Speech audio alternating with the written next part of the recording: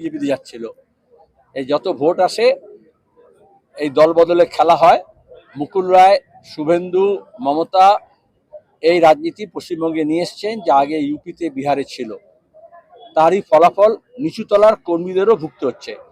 এই জন্য বলছি, যারা মনে করেছিলেন যে তৃণমূলের গুন্ডামি থেকে কে বাঁচাবে, বিজেপি বাঁচাবে, আবার অনেকে মনে করেছিলেন কি করব দাদা, নিজে তো বাঁচতে হবে, এই জন্য তৃণমূলের ঝান্ডা নিচে যাই। এখন যারা তৃণমূলে আছে, তারা বিজেপিতে যারা আছে, তারা নিরাপদ নয়। বাঁচতে হলে লাল ঝান্ডা নিচে আসতে হবে। সেলিমদা, বলছি বিরোধী বিজেপির মুখে এতদিন সেভাবে বামেদের কথা শোনা যেত না, ইদানিং বারে বারে বিজেপির আক্রমণের নিশানা হচ্ছে বামেরা। তাহলে কি ভোটের মুখে আরো বেশি করে প্রাসঙ্গিক হয়ে উঠছে বামেরা? বিজেপি পরিচালিত হয় আরএসএস দ্বারা। আরএসএস এর জন্ম হয়েছিল এদেশে যাতে কমিউনিস্টরা বিপ্লব না করতে পারে, হিন্দু মুসলমান একসঙ্গে না হতে পারে, তার জন্য চেষ্টা করেছিল। সাম্প্রদায়িক রাজনীতি এইভাবেই হয়। এখানে যেহেতু তাদের জমি ছিল না, মমতা ব্যানার্জি ডেকে নিয়ে এসেছিলেন এই রাজ্যে, আর তারা কর্মী জোগাড় করার জন্য তৃণমূল বিরোধী এমন লোকজনকে বোঝানোর চেষ্টা করে যে নবান্নকে শায়েস্তা করতে পারবে 56। অনেক মানুষ এই ভুল বুঝে গিয়েছিল, কারণ যতবার ভোট আসে ইডি সিবিআই দেখিয়ে কেন্দ্রীয় সরকার মনে করে এইবার মমতাকে তুলবে, পিসিকে তুলবে, কিন্তু আসলে তোলে না।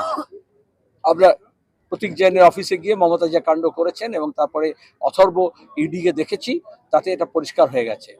এই জন্য যারা যে বামপন্থী সমর্থকরা, বিশেষত এই বাঁকুড়ার মতো জেলায় যারা বিজেপির দিকে গিয়েছিলেন, তারা এই বাংলা বাঁচাও যাত্রায় আমরা দেখলাম তারা ফিরে আসছেন। আজকে সবাই দেখলাম অনেকে ফিরে আসছেন।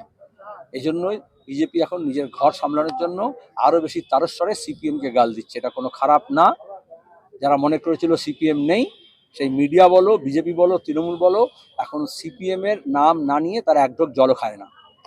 পশ্চিমবঙ্গের সমস্ত স্পেশাল রোল অবজারভারদের সঙ্গে নিয়ে বিশেষ বৈঠকে বসছে কমিশনের ফুল বেঞ্চ। কতটা এসআইআর এর কাজ এগিয়েছে তা দেখতেই এই বৈঠক।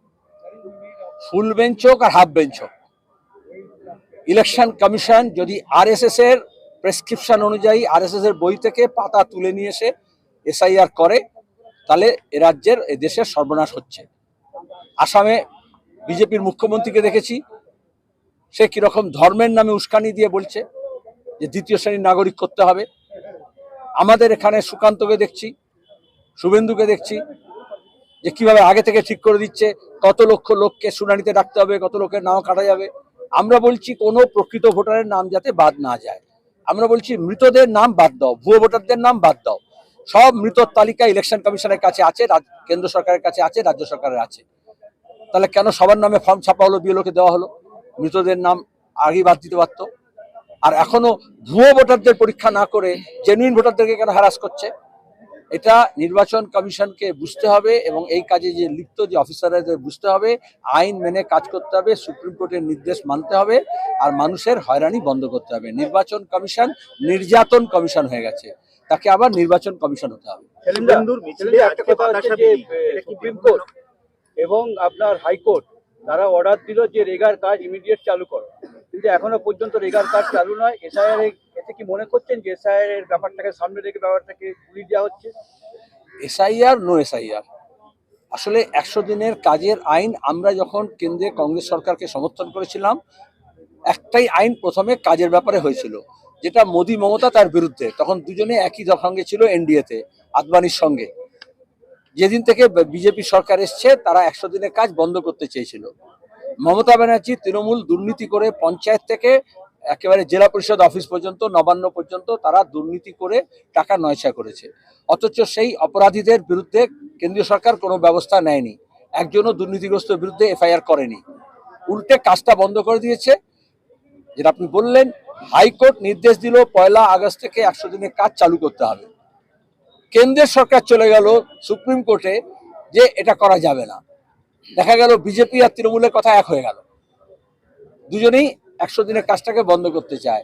আর এখন জিরাম করে একটা নতুন আইন করে মনরেগা যেটা আছে, Mahatma Gandhi national rural employment guarantee act, যেটা আমরা করেছিলাম, সেটাকে বরবাদ করেছে।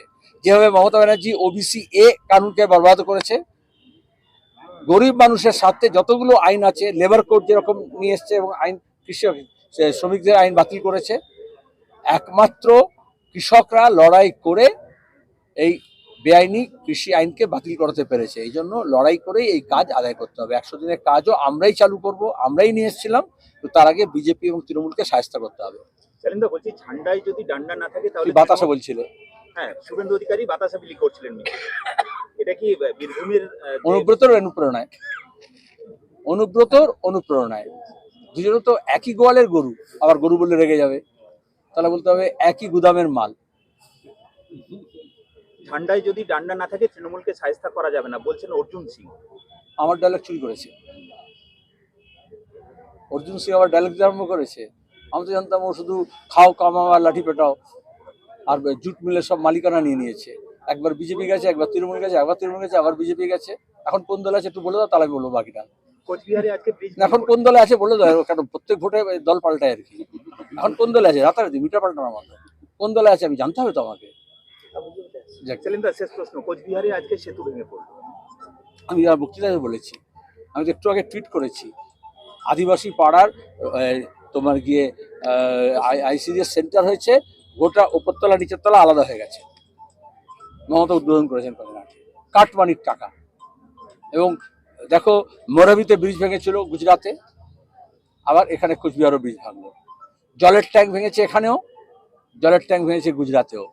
তাহলে কাটমানি আর লুটের মাল বখরা নেওয়ার বিজেপি তৃণমূলের মধ্যে কম্পিটিশন হচ্ছে, কেউ কারোর থেকে ভালো নয়। ধন্যবাদ।